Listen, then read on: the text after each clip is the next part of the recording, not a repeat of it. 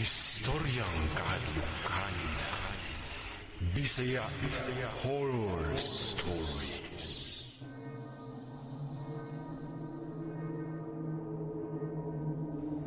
Maayong adlaw sa tanang gabasa sa istoryang kahadlukan Bisaya Horror Stories.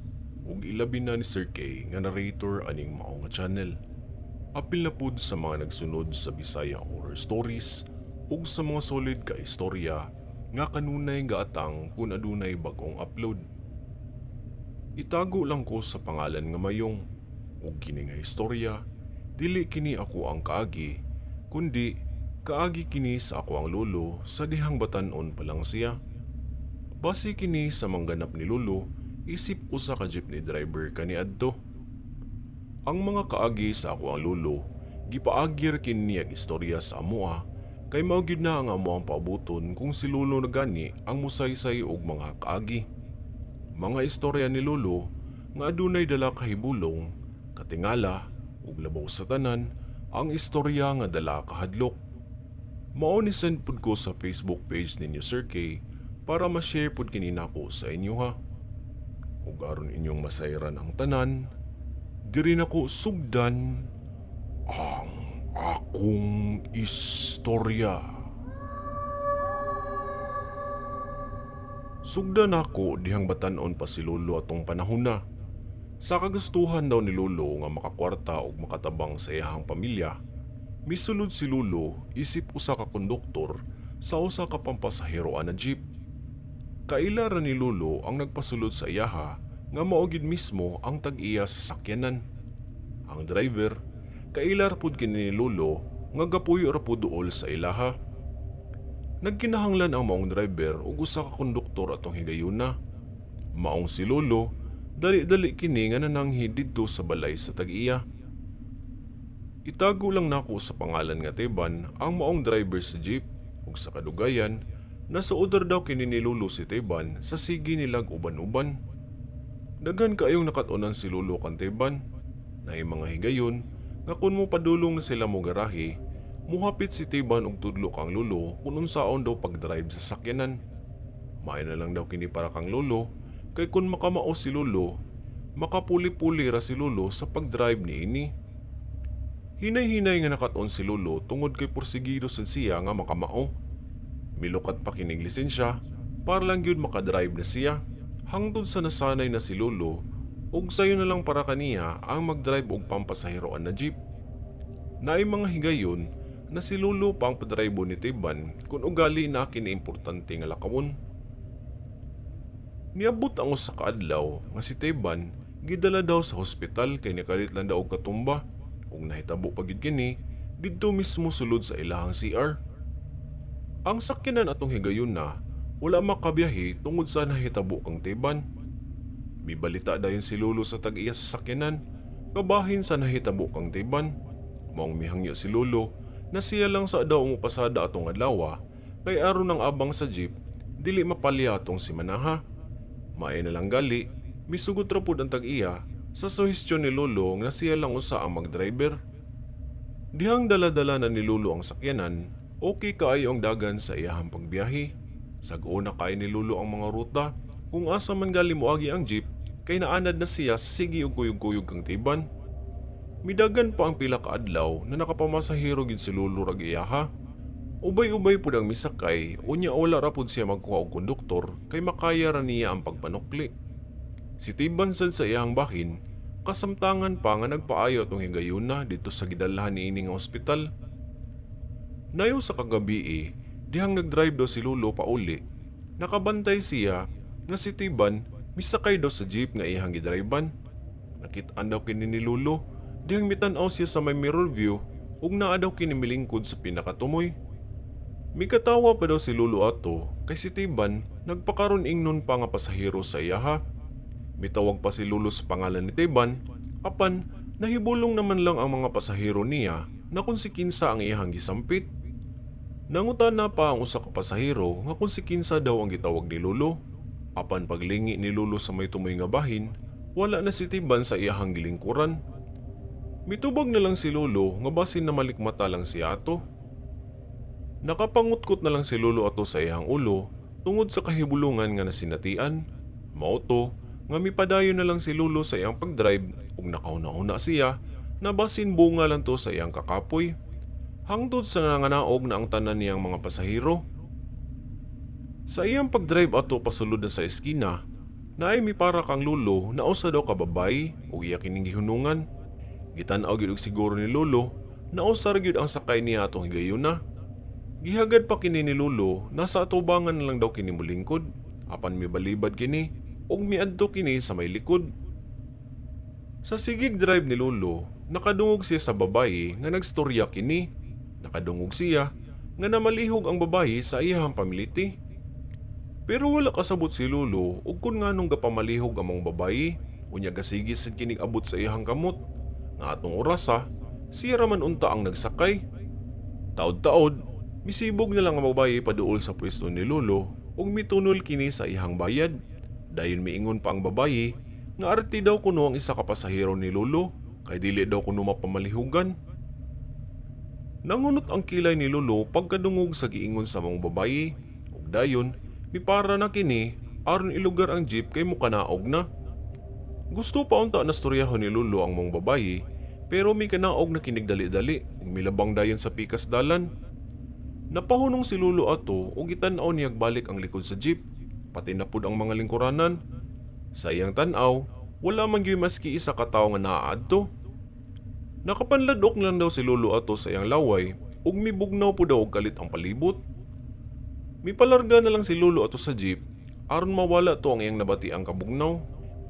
Gibaliwala na lang to niya ang iyang nabatian kay aron dili na tantong hadlok kay basin mao niya hinungdan mamadisgrasya na hinuon. Wala na lang to panumbalingan ni Lolo hangtod sa nagarahi na niya ang jeep ug mipauli na si Lolo sa ilaha.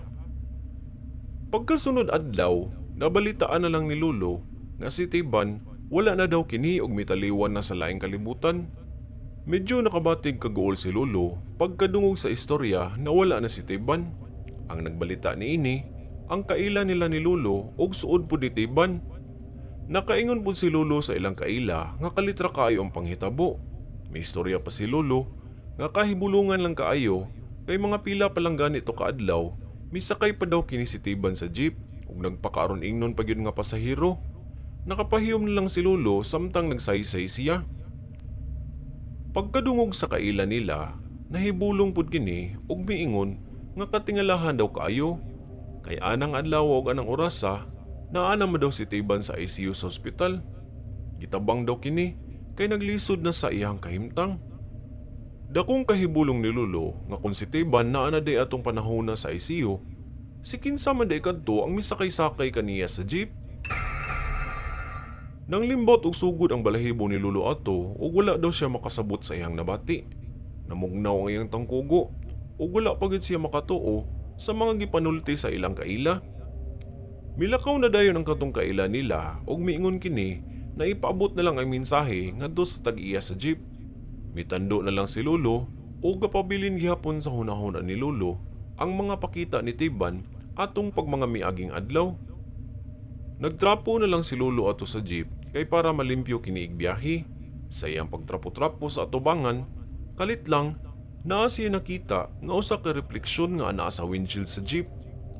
Dakong kahibulong ni Lolo nga sa kadugayang tan-aw niya, ang hulagway naman hinuon ni Tiban ang napurma adto og naa kini sa may driver seat. Wala kasabot si Lolo ug nganong nagpakita si Tiban niya. Dili ba kaha tungod kini sa jeep nga ihang gidriban? Dili ba kaha nagdumdum gihapon si Tiban sa inadlaw-adlaw niini nga pagpamasada? Gikurap daw ni Lolo ang iyang mata ug pagbuka niya balik, nawala ra pud si Tiban sa iyang gilingkuran. Siguro, naglaroy-laroy na og sugod ang kalag ni Tiban atong mga orasa. Naghandom sa iyang inadlaw-adlaw nga ginabuhat. Wala lang gid daw padala si Lolo ato sa iyang nabati og nakita. Giampo na lang to niya. Usa pa sad, hayag pa man sad atong orasa, maong dili siya angay maghadlok-hadlok. Namalikmata lang sad siya siguro ato tungod pud sa balita nga nahitabo kang Tiban.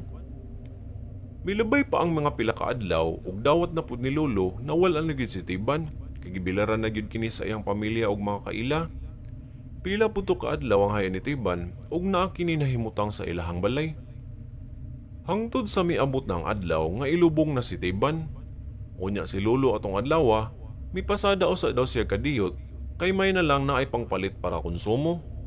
Ang tag-iya sa jeep, daan na nga miingon kang Lolo nga bahala gamay ra daw ang irimit atong adlaw kay mohatod pa silag apil ni Tiban.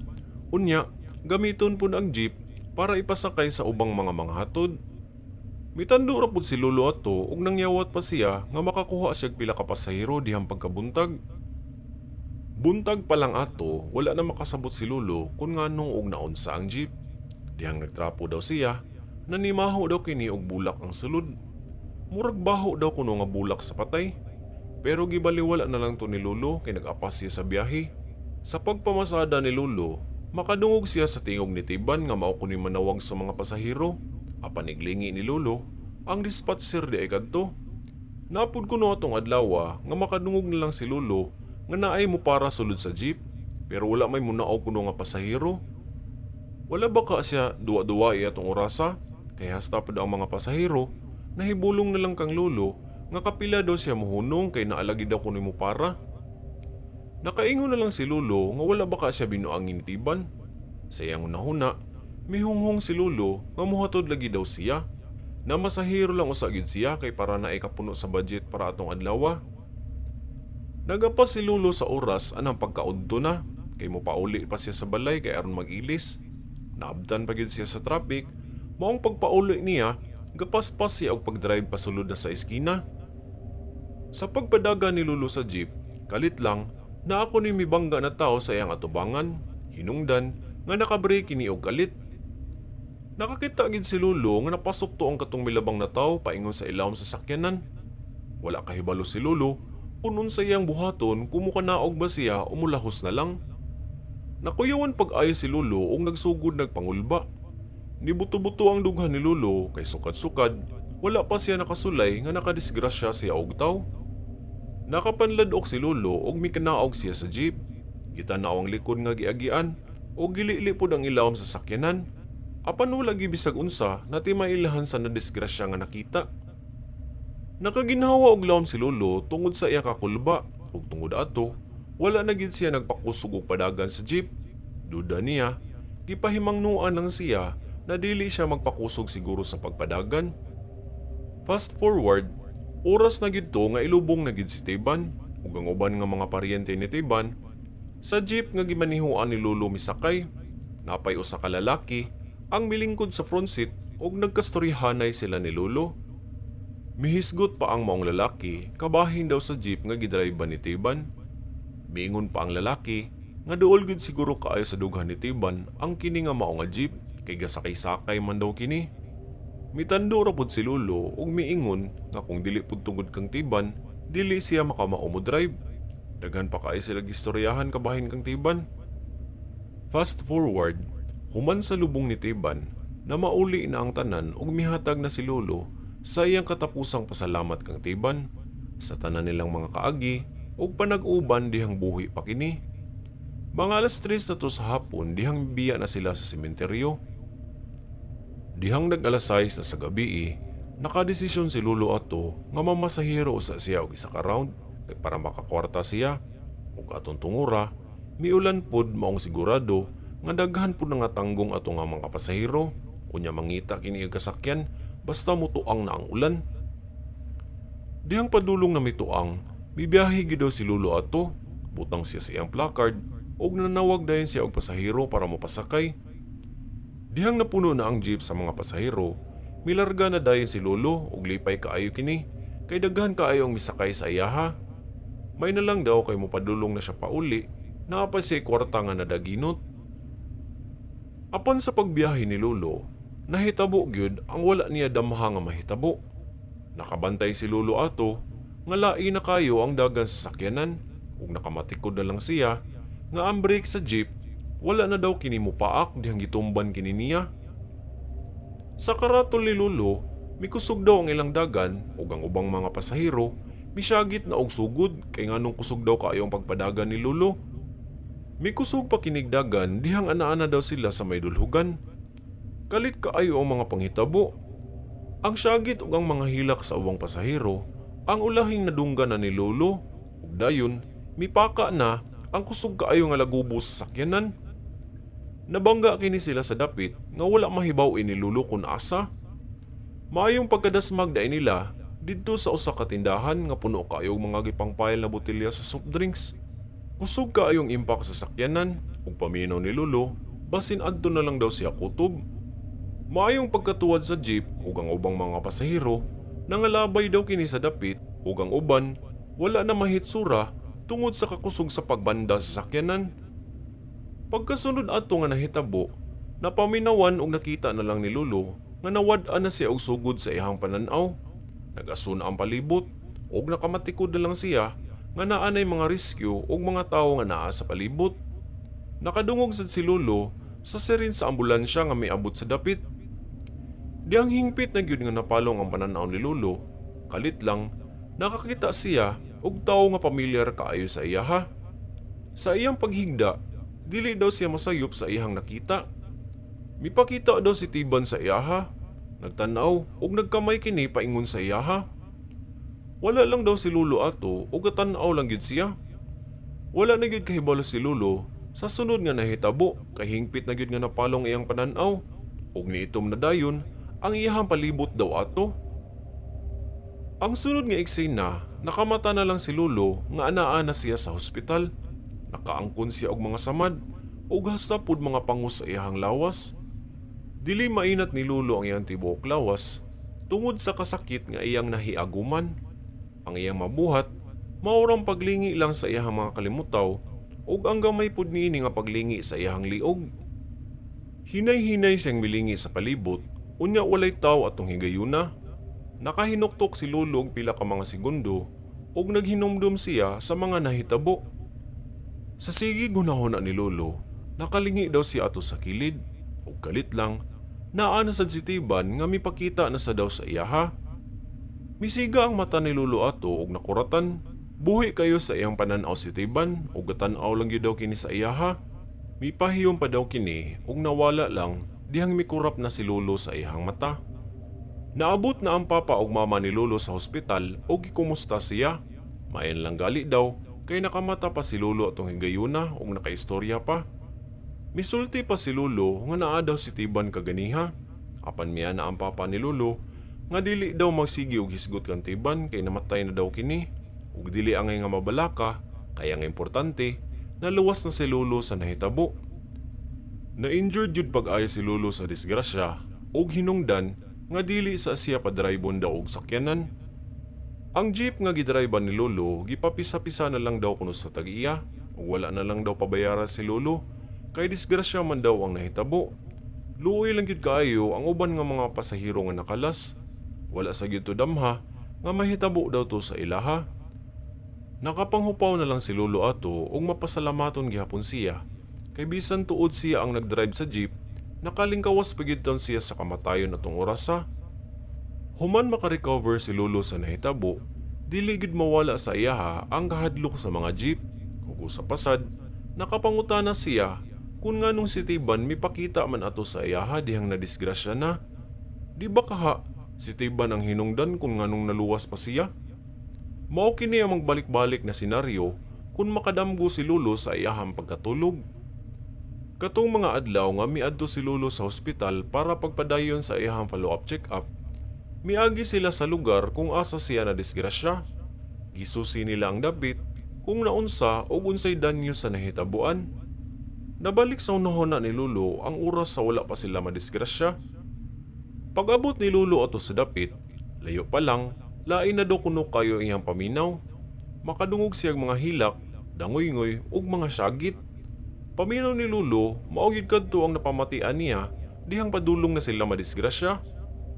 Pagduol na gyud ni Lolo mismo sa dapit, wala na siya kasabot kay inanay na niyang nakita ang mga tawo nga nadunggan lang niya pagkaganiha. Didto dapit sa nadisgrasyahan, kalit lang nga nakita ni Lolo ang mga tawo nga nagkadugo, naghilak ug ang daghang mga nasamaran. Misugod nagkalain ang pamati ni Lolo ug didto nakahilak siya og nangayo sig pasaylo sa tanan. Disgrasya ang nahitabo ug wala in taon daw kini niya matuyo. Napahaguluhol si Lolo ato tungod sa kasakit nga nabatian. Mihilak si Lolo ug nidangoy-ngoy tungod kay nakita niyang ubang pang mga kalag nga naa pa didto. Duda ni Lolo, wala pa daw kini makadawat sa nahitabo sa ilaha. Nakabantay si Lolo nga ang mga hilak ug dangoy-ngoy nagsigi pud kini og sunod-sunod. Dihang mibiya silang Lolo sa dapit. Ang uban pa daw niini, mikuyog pa sa kanila sa gidrayba na sakyanan sa igsuon ni Lolo. Maong nakadesisyon silang Lolo na muhapit sa sila og simbahan kay panagkot niya ang mga tawo nga nakalas sa disgrasya. Sa simbahan, giampo ni Lolo ang tanan ug nangayo isig kapasayloan. Hinay-hinay pud nga nangawala ang mga hilak nga ihang nadunggan. Mipakita na pud pag-usab si Tiban kang Lolo ug atong orasa nakita niya nga nakaputi na si Tiban ug hayag daw kini kaayog pamustura. Mikaway-kaway gini kang Lolo nga malipayon na kaayo og panagway. Nadawat na tingalin Tiban ang iyahang kamatayon diri sa kalibutan. Sa ulahi, nagpabilin gihapon sa hunahuna ni Lolo ang mga nahitabo sa iyaha. Daghan pang pangutana si Lolo, pero nangibabaw sa iyaha ang iyahang pagpasalamat kay gitagaan pa siya ikaduhang kinabuhi sa Ginoo. Naapilaing nga istorya si Lolo nako nga kaagi pod niya human sa iyang pagka-driver sa jeep. Ang istorya kay kadtong naghabal-habal driver na pod si Lolo. Unya medyo taas naman kaayo ang istorya Sir Kay, maong sunod na lang pud puhon kung ako kini nga mapadala sa inyo ha. At tangin na lang ninyo kung mahatagan pa og tsansa na ma-share pud kini nako. Diri na lang kutob ang akong madalit na istorya ug daghang salamat Sir Kay sa pagbasa. Unta, madunggan pud kini sa uban aron makahatag kining leksyon nga ang pagdrive sa kadalanan kinahanglan gyud nga kitang tanan magamping kay dili na to matagna kung unsay dangata nato sa ato ang pagbiyahe. Maong magamping kitang tanan. Dalaygon ang Dios ug kini si mayong ug maayong adlaw kanatong tanan.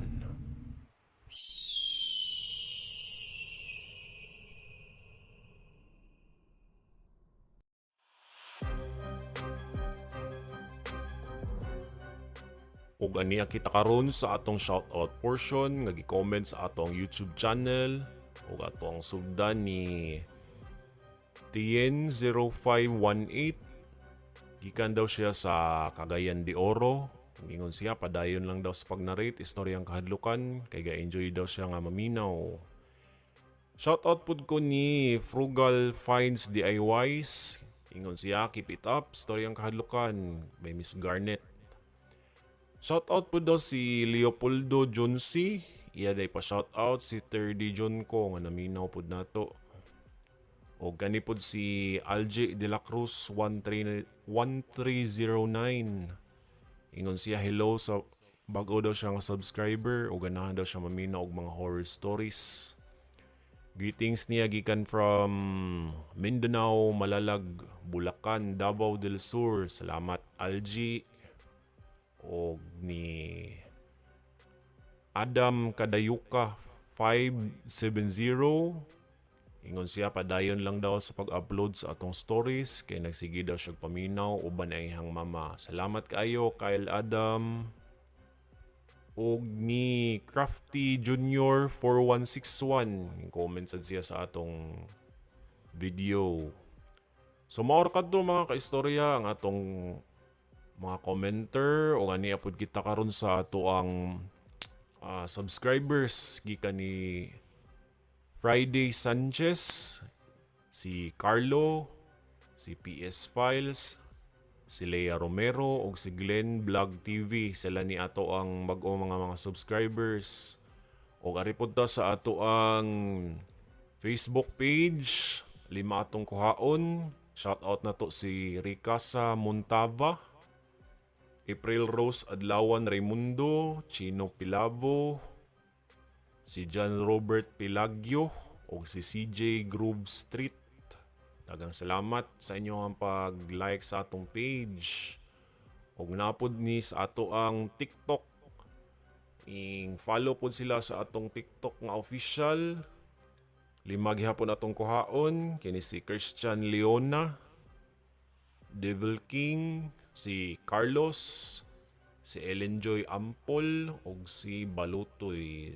So maor kadto mga kaistorya, daghang salamat sa inyong pagpaminaw. Akong usbon, ang mga mo comments ato ang videos, mo atong i-shoutout sa ato ang sunod nga content. So daghan gyapong salamat sa inyo ang pagtangkilik sa ato ang story o